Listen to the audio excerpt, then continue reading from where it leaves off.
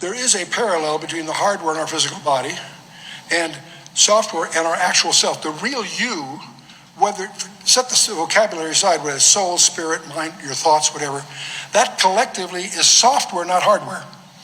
And the thing I want to get across is software is not material. Software is information. It has no mass in and of itself.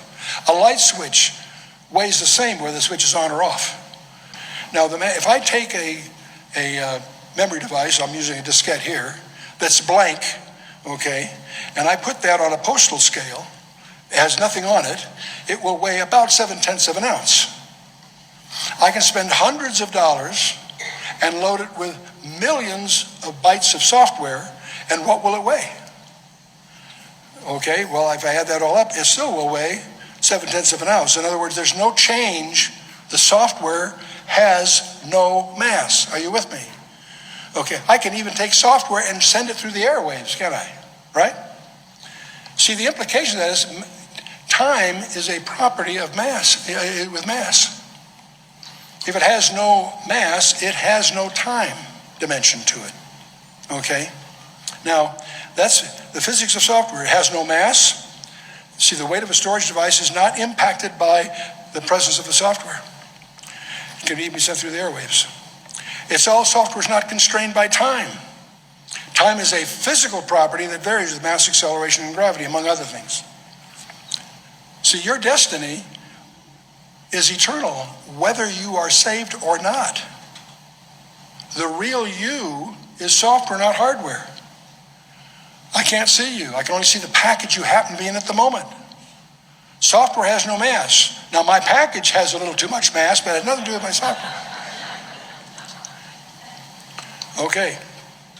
Now, you are temporarily resident in a package, in a disposable hardware environment. The real you has no mass.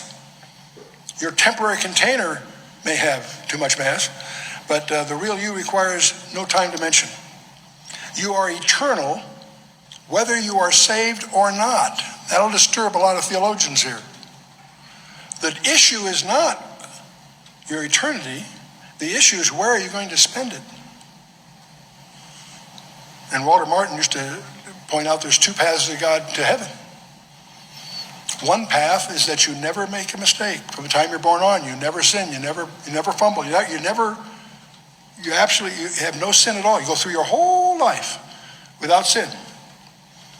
And then when you get to the pearly gates, you tell God, move over, there's two of us. And of course he was being facetious, as was his style, just to get a point across. No, we're not perfect, but the good news is God himself, knowing that, entered his creation and paid our price for us. You know all that here. So, if you're perfect, there's no problem. But it's time for all of us, I'm going to suggest, is to renew our citizenship.